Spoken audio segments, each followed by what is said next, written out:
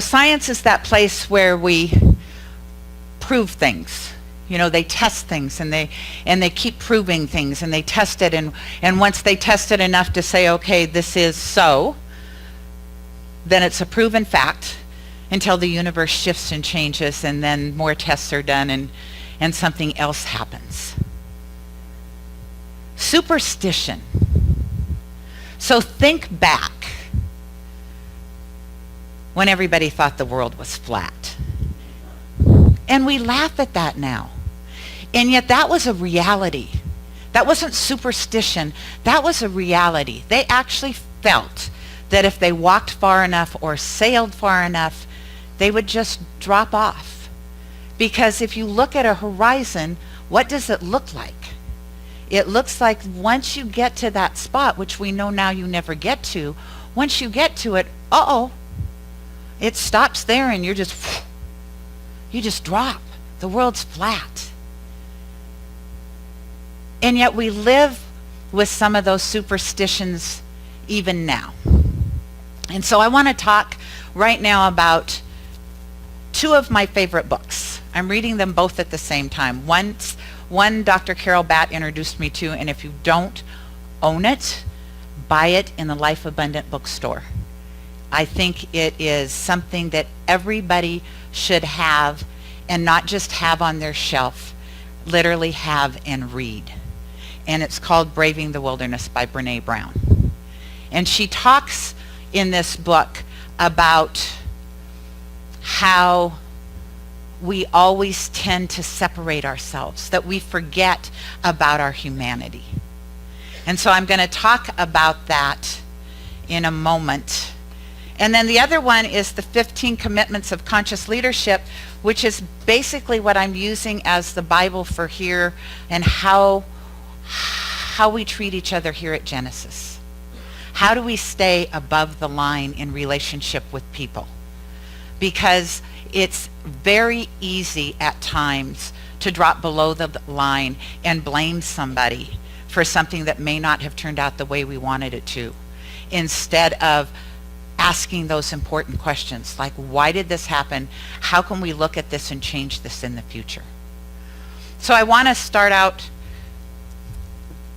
I've got two stories I want to share with you today, and that was my confusion. Where do I put each story? So I'm going to start out by sharing a story, because my talk really is about common sense around humanity. And humanity is us. So common sense around who we are and how we treat each other. And many of you may have seen this story. I get most of my stories from CBS Sunday Morning because they're so heartfelt. So there's two little girls, and they live in Florida. They met when they were 3 years old. One was born on June 3rd. One was born on June 5th. And from the day they met, they knew they were twins. They told everybody they were twins. They dressed alike. They went everywhere. They were twins. They were sisters. And then they had a joint birthday party when they were 5. And one of their little girlfriends said, well, you can't possibly be twins. Your skin's not even the same color. And one of the little girls, after she got done sobbing, how dare you say this, that we're not twins. She said, of course we're twins. She's my soul sister. 5 years old.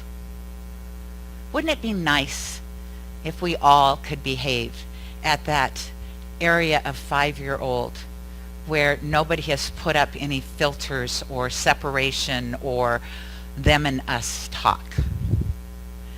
So in Brene Brown's book, the opening quote by James Baldwin says, I imagine one of the reasons people cling to their hate so stubbornly is because they sense once hate is gone, they will be forced to deal with their pain. Yes, gladly. I imagine one of the reasons people cling to their hates so stubbornly is because they sense once hate is gone, they will be forced to deal with their pain. So in her book, she talks about how we have become so separated. So separated, and we, both sides, regardless of what the side is, whether it's religious or political or sexuality, whatever the stake in the ground is, you either are right and you believe like I believe, or you're the other. And what we do, she says in the book, is we dehumanize people to make that okay. Because there is a light within us that was shared with me this morning. Because I'm up here, I'm going to forget your first name. Friedman. He shared with me when he got a download when he was 19 years old, that he instantly knew that God was all there is, and it was that energy, and it was infinite, and it was part of who, it's absolutely the essence of who we are. And that is the truth. And so if that is the truth, to hate somebody or to make somebody wrong, we have to dehumanize them, and we dehumanize them by deciding how they are different from us. And that's what we see, and that's what we point out to each other, how they are different from us. And so one of the things she talks about is, whether it be the left or the right, is when you hear that rhetoric and it's your team that's doing it, then you think, ha, that's great, I love that. Power to the people. Yay, they called him small hands, or they called her whatever. And yet what we're doing is we are keeping ourselves separate. And if we're keeping ourselves separate, we are trying to keep ourselves separate from the truth of who we are. We have to love everybody, and I'm sorry, everybody take a really deep breath. I'm talking also, if you have really high energy around the politics right now in this country, regardless of what side you're on, you have to love the other side. You have to love the other side. Because I'm not saying you have to agree with them. However, we have become so divided, we don't even ask the questions or say to somebody, so tell me more. Why is it that you believe that? That's not my belief. Educate me. Why do you think that way? What is it about your life that is so different from mine? Because remember, there's probably not a lot, that we could be so separate on this issue. The problem is we don't know the answers to those questions because we don't ask. And we either don't ask out of fear, or we don't ask because we get so riled up. And so I did the Women's March yesterday. Good for you. Yeah. And I did it with Courtney. Good for her. And Leslie was there because I saw her post on Facebook, and Mary Ellen was there, and Stacy was there. And so there is some truth in that, because that is a very powerful march. It is a very powerful march, and there were lots of signs about humanity. And then there were lots of signs about the other. And one of the things Brene Brown points out in her book is, if you think the signs about the other, and in this case, because the march was on January 20th, and it came together after the election last year, so the signs were not pro-Trump. So when I say the other, that's what I'm talking about, just so we're clear, so nobody's going, what is she talking about, the other? So in her book, she says, if you are offended by signs that were negative towards Hillary Clinton, then you better be offended by signs that are against Donald Trump, because neither are right. Both of those two individuals are doing the best they can, and they are both part of this divine process. They are both God informed, whether we believe them or believe in them, believe them, agree with them. We're here on a human stage, remember? I think that divine energy that you talked about has a real sense of humor. Because it gave us free will.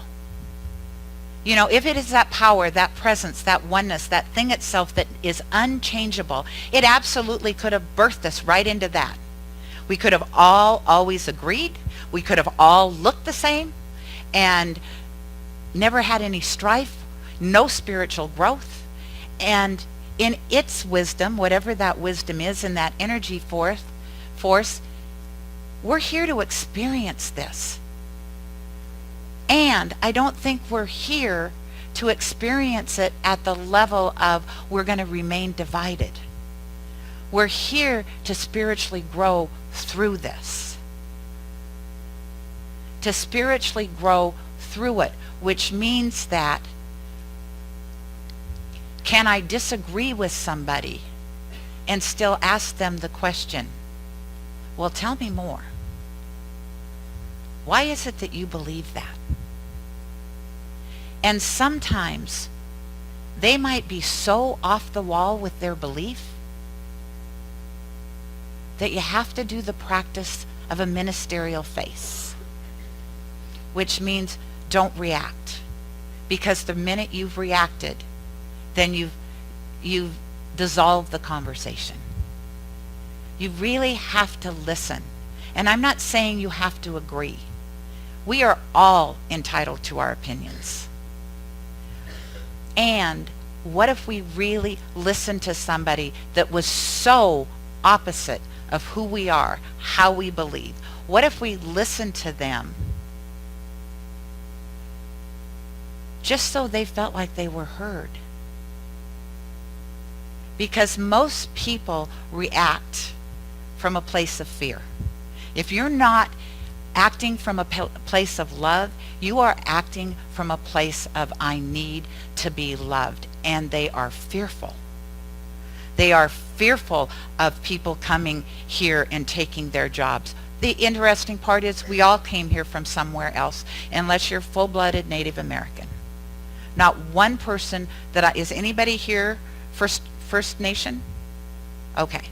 Then I can absolutely say every single one of you is an immigrant.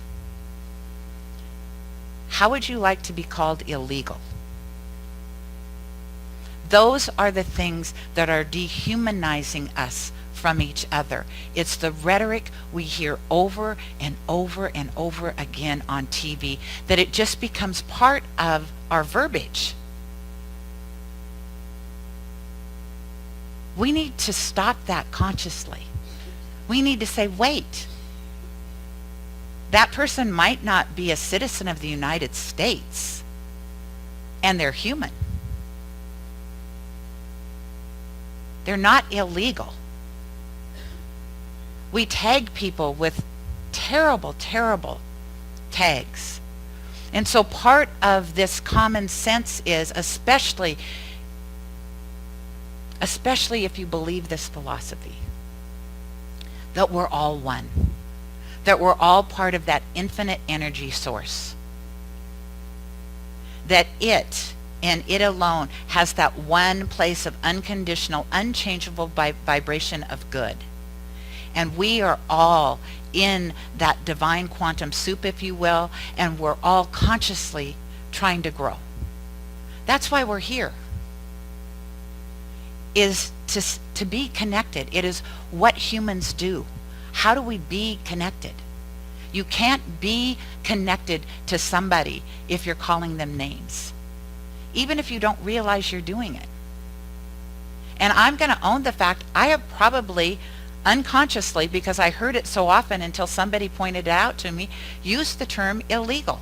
Illegal aliens. For God's sakes, they're not aliens. I know what aliens look like. I've seen E.T. And now I've seen Stranger Things, so they just get scarier. That's all I'm going to say. So we need to watch our language. We need to stop making things common. Like it's okay to say that because everybody says that. The news says that. I think the news is our greatest source of division right now. You know, I am old enough to remember what the news really looked like. when they just reported the news and smoked cigarettes. On TV, black and white. Now, yes, I am that old. I was little. I was very little, and I'm still that old. So, when people actually told you, these are the facts. I'm not going to put my personality on the facts. I'm not going to put my rhetoric on the facts. These are the facts. This is what happened. Not, oh, we think so-and-so did this, this, and this. We don't know yet, but that's what we're going to say right now, because we want to get it out there in the news right now. And then if we're wrong, we'll probably correct it later, maybe. You have to be mindful. If you're going to stay in this spiritual realm of I am God in form, I am part of this community that says they are unconditional love, a container of unconditional love, who we are in the world, then that's how we need to start to be in the world. And it is a practice. All that I ask is, when you behave in a way that you think, oh, I'm really acting very staunch, be gentle with yourself and just say, oh, next time I'll be better. Because remember, all we have is right now. All we have is right now. And I will tell you, yesterday, I laughed at some of those signs, because some of them were funny. And then I came back and reread the Brene Brown book and went, oh, yeah, there's that. There's that because those were my peeps that I thought that was funny. And yet some people would not think that was funny at all. And that's what we have to remember. Just because you believe you know what everybody believes in this room, don't think that. Because what I will tell you is that there are a lot of people that won't speak up about what they believe, because even in this community, which breaks my heart, they don't feel safe. So just think about that. They aren't going to tell you who they voted for because they don't feel safe in sharing that. What if we had a conversation? A real conversation with somebody. So that's the invitation. And I want to close with this story because I think we can learn a lot from kids, and this story it broke my heart, and then it just lifted me up. And so it's about a gentleman and his wife. I think it's, doesn't matter. They got married in North Carolina in 1957. They drove 8 hours to go on their honeymoon in the Poconos. 1957, they made those reservations by telephone. Drove 8 hours, got their reservation in hand, and the gentleman looked at him and said, I'm sorry, sir. We don't have your reservation. And he said, well, certainly you do have my reservation. I have a copy of it right here. And so they looked at him and said, I'm sorry, the other guests wouldn't want you to stay here. You're going to have to find someplace else to stay. And so they got to stay in a black hunting lodge, which was very scary for Grace and not what she imagined her honeymoon would be like, because it was a hunting lodge and these men had guns. And what it did was it ignited within her husband a place of, this has to be, I'm going to share this story with people. I'm going to share this story with as many people as possible. And Martin Luther King says the time is always right to do what is right. And so he goes around to schools all over the country and shares this story with young people. And he was in Titusville, New Jersey, and he shared the story with the young people, fifth graders. And the story stuck with them after he left. And they kept talking about it, and it really bothered them. Every child in that classroom wrote a letter to Mount Airy Lodge in the Poconos and said, you need to write this. This is just wrong. And so last week, they had their second honeymoon. Even though the hotel now is owned by the Mount Airy original lodge was caught on fire and burned to the ground, it's got new owners. But these fifth graders took it upon themselves, every single one of them, to write and say, that is no way, that's not how we treat people in this country. We don't do that. Shame on you. And so they got a beautiful room and had their second honeymoon. It's always time. It's never too late to do what's right. That's kind of like, could be our battle cry, if you will. It's time to do things right. We've tilted the ship, and it's time now that we come together, regardless of what we believe, regardless of how we vote, regardless of who we choose to love or not. We need to start having conversations. Because if we claim every Sunday we're a community that is built and founded on unconditional love, then my call to action is, let's behave that way. Let's start really behaving that way. So, and as Christine S. said, or actually Gary Simmons, the universe isn't against us. We all belong. We're all in that huge container. We just have to learn how to play together. So remember those two little girls that thought they were twins? And my hope is they still think they're twins when they're 50. That the world doesn't damage their relationship. Because that was their mother's concern. How sad that their mothers had to think that. And then that we remember, even 57 years later, there's still time. There's still time to say, that is so wrong. Let's correct that. So that's the invitation this morning. And so in knowing right here and right now that there is that oneness of spirit, I choose to call it God. You can call it whatever you want. It is known by so many different names. Sometimes it is revered so preciously it has no name at all. Ernest Holmes called it the thing itself. It is where we live, where we breathe, where we have our existence. It is the truth of who we are. At the very core, we know we belong together. We know we are connected to each other. We feel it the minute we walk into this building called Genesis. We emanate it out into the world because we hold that so dear. And so I know God is that powerful presence. I know it is that container, that wisdom, that intelligence, that love, and I know that each one of us here, everything, everywhere is part of it. There is no separation. There is no separation from me and it, from you and it, or from us.